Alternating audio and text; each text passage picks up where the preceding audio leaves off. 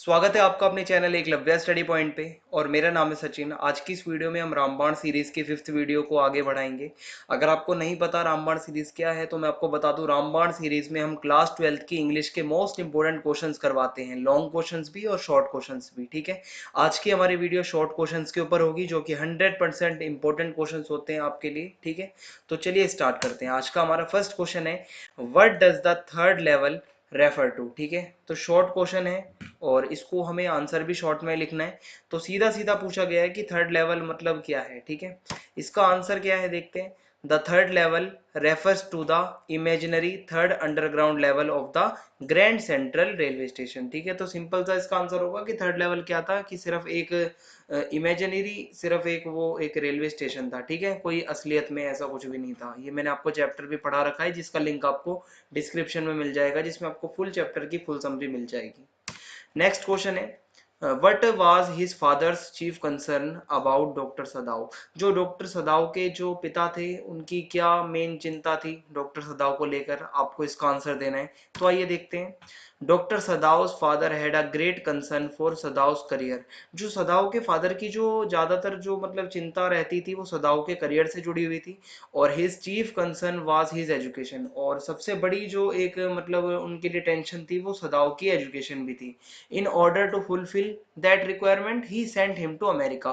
और अपनी मतलब यही इच्छा को पूरी करने के लिए, ठीक है, और उन्होंने क्या करा कि सदाव को कहाँ भेज दिया, America. At the age of 22, 22 साल की उम्र में अमेरिका भेज दिया। किस लिए भेजा? To learn surgery and medicine, surgery और मेडिसिन को सीखने के लिए सदाव को भेज दिया था। कहाँ पे? अमेरिका में। और इसी के बाद नेक्स्ट क्वेश्चन है हमारे सामने, why did doctor सदाव servants leave his service. यानी कि जो डॉक्टर सदाव के जो नौकर चाकर थे, जो सर्वेंट थे, उन्होंने डॉक्टर सदाव का घर क्यों छोड़ दिया था। ठीक है, उन्होंने काम करना क्यों छोड़ दिया था। इसका आंसर देखते हैं क्या होगा। The servants felt that they could not stay if सदाव kept that white man anymore in the house. आप सभी को पता है, वो जो अमेरिकन सोल्जर था, उसको मतलब डॉक्टर सदाव ही ठीक कर रहे थे, उनका इलाज कर रहे थे। लेकिन ये चीज़ें उनके नौकरों को पसंद नहीं आ रही थी, क्योंकि आपको पता है कि जो जापान और अमेरिका की जो वॉर थी, उसमें जो मतलब सर्वेंट्स थे वो जापान के थे, और वो अमेरिकन था जिसका इलाज सदाव कर रहे थे। तो इस बात से उन्हें बहुत ज़्यादा मतलब दुख हो रहा था, और देख देख के बुरा लग रहा था कि हम क्यों इनकी मदद कर रहे हैं। People would think that they liked American. लोग हमारे बारे में ये सोचेंगे कि हम अमेरिकन को प्यार करते हैं या अमेरिकन को पसंद करते हैं। ऐसा कौन सोच रहे थे? जो सदाव के सर्वेंट्स थे। The servants grew more watchful daily. वो डेली देखते थे कि मतलब कैसे डॉक्टर सदाव ट्रीट कर रहे हैं इतने अच्छे से, क्यों ऐसा हो रहा है। ठीक है, ये तो हमारा दुश्मन है, हमारा एनिमी है। On the 7th day the servants left all together. सभी फिर जो सर्वेंट्स थे वो 7वें दिन, देखते देखते देखते जब 7वां दिन आया, सभी इकट्ठा होके उन्होंने नौकरी को छोड़ दिया और वो वहां से चले गए। ठीक है, नेक्स्ट क्वेश्चन है, why does Jo want wizard to hit मोमी। ठीक है, जो क्यों चाहती थी कि विजार्ड जो है वो मोमी को हिट करे। ठीक है, रोजर स्कंक की। या इस तरीके से भी आता है, what did Jo want the wizard to do when Mommy Skunk approached him. ठीक है, कि यहाँ पे जो क्या चाहती थी कि विजार्ड को क्या करना चाहिए था जब मोमी आई थी, ठीक है, स्कंक के साथ में वहां पे। या फिर why did Jo insist that her father should tell her the story with a different ending. Jo ऐसा क्यों अपने फादर को कह रही थी कि मुझे कुछ अलग तरीके से स्टोरी सुनाओ, मतलब जिसकी एंडिंग अच्छी हो। ठीक है, क्योंकि जो को एंडिंग पसंद नहीं आई थी, जो एंडिंग में जो रोजर स्कंक की मॉम थी वो विजार्ड को हिट कर देती है, जबकि ऐसा नहीं करना चाहिए था, जो ऐसा सोचती है। या फिर इस तरीके से भी क्वेश्चन आ सकता है कि how does Jo want the story to end and why. कि जो क्या चाहती थी कि स्टोरी कैसे खत्म होनी चाहिए और ऐसा क्यों वो चाहती थी। तो देखते हैं इसका आंसर क्या होगा। Jo wanted the story to end with the wizard hitting Roger's Mommy. ठीक है, जो चाहती थी कि जब कहानी की एंडिंग हो तो विजार्ड जो है वो अपने जो वैंड से क्या करे, अपनी छड़ी से रोजर स्कंक की मम्मी को हिट करे विद हिज मैजिक वैंड। ठीक है, for not understanding Rogers feeling. क्योंकि जो ऐसा समझ रही थी कि जो रोजर स्कंक की मम्मी है वो बिल्कुल भी रोजर स्कंक की फीलिंग्स को नहीं समझती, जब भी मतलब उसको वापस उसने बुरा सा स्मेल करने वाला बनवा दिया।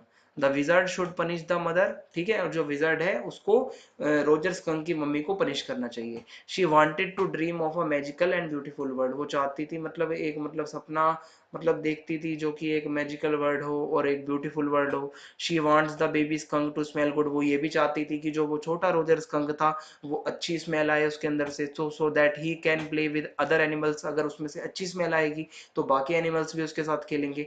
She does not want Roger to feel sad and lonely for no fault of his, वो ये चाहती थी कि बिल्कुल भी रोजर सैड महसूस ना करे और हमेशा खुश रहे, हमेशा मतलब कभी भी अकेला ना रहे, क्योंकि इसमें उसकी कोई भी गलती नहीं थी, उसकी नेचुरल ही स्मेल ऐसी थी, ठीक है। ये इंपॉर्टेंट क्वेश्चन है। नेक्स्ट क्वेश्चन है what was the basic plot of each story told by Jack, जो जैक स्टोरियां सुनाता था उसका एक बेसिक प्लॉट क्या था। ऑप्शन इसका मतलब आप अगर इसका आंसर देखते हैं तो वो ये है कि the basic plot of each story narrated by Jack, जो भी जैक स्टोरी सुनाता था उसका एक बेसिक सा प्लॉट था और उसमें वो थोड़े से चेंज कर दिया करता था, कहानी वही रहती थी। तो वो ये था कि एक उसमें स्मॉल एनिमल हुआ करता था यूजुअली नेम्ड रोजर, ठीक है, रोजर, वो कुछ भी रोजर के आगे वो कोई और जानवर आ सकता था, ठीक है, रोजर स्कंक या फिर इसी तरीके से और भी जानवरों के नाम के पहले वो रोजर लिख दिया करता था अपनी स्टोरीज के अंदर विद सम प्रॉब्लम, और उसकी हर स्टोरी में उस एनिमल को कोई प्रॉब्लम होती थी, जैसे कि रोजर स्कंक को क्या प्रॉब्लम थी, उसके अंदर बदबू आती थी, कोई उसके साथ खेलता नहीं था। और सो जब भी कोई एनिमल को प्रॉब्लम होती थी वो एक वाइज आउल के पास जाता था, बुद्धिमान उल्लू के पास में, आउल उसको एडवाइस करता था कि विजार्ड के पास जाओ, जादूगर के पास में, और विजार्ड लास्ट में रोजर्स की प्रॉब्लम सॉल्व कर दिया करता था, ठीक है। तो यही बेसिक टेल होती थी और इसमें थोड़ी सी जो है वो चेंजेस वेरिएशंस करके कहानी को नया बना देते थे। नेक्स्ट क्वेश्चन है who was dairy, what problems did he have, who was dairy, what did he suffer from. दो तरीके से क्वेश्चन आ सकता है, डेरी कौन था, क्या उसकी प्रॉब्लम्स थी। तो आइए देखते हैं। Derry is a young boy who came to Mr Lamb's garden, एक मतलब यंग लड़का था जो कि लैम्स के मतलब जो मिस्टर लैम्ब है उसके गार्डन में आया था। One side of his face had been burned by acid, उसके जो फेस की एक साइड थी वो एसिड से जली हुई थी। नेक्स्ट क्वेश्चन है according to the governor what kind of person was Evans, governor के अकॉर्डिंग इवांस कैसा पर्सन था, या फिर what kind of person was Evans, why did he want to sit for O level German examination, Evans कैसा था और वो O level का जर्मन एग्जाम क्यों देना चाहता था। इसका आंसर होगा Evans was also known as Evans the Break, Evans को एक दूसरे नाम से भी जाना जाता था यानी कि इवांस द ब्रेक, क्योंकि उसने लगभग 3 बारी जेल तोड़ के वो भाग चुका था, इसलिए उसका ये नाम था। He was considered at a pleasant sort of chap by the prison authorities, वो काफी प्लीजेंट तरीके का एक मतलब आप कह सकते हो कि व्यक्ति समझा जाता था, ठीक है, और मतलब जो प्रिजन ऑफिसर्स वगैरह थे वो सब उसको एक तरीके से अच्छा मानते थे, मतलब आप कह सकते हो काफी प्लीजेंट तरीके का था वो। He was good at imitations, वो नकल उतारने में काफी ज्यादा अच्छा था, ठीक है, नकल बहुत अच्छी उतार लेता था। बट वाज अ कॉन्जेनिटल क्लेप्टोमैनिक, यानी कि उसको एक बीमारी थी, ठीक है, क्लेप्टोमैनिया भी जिसे कहते हैं।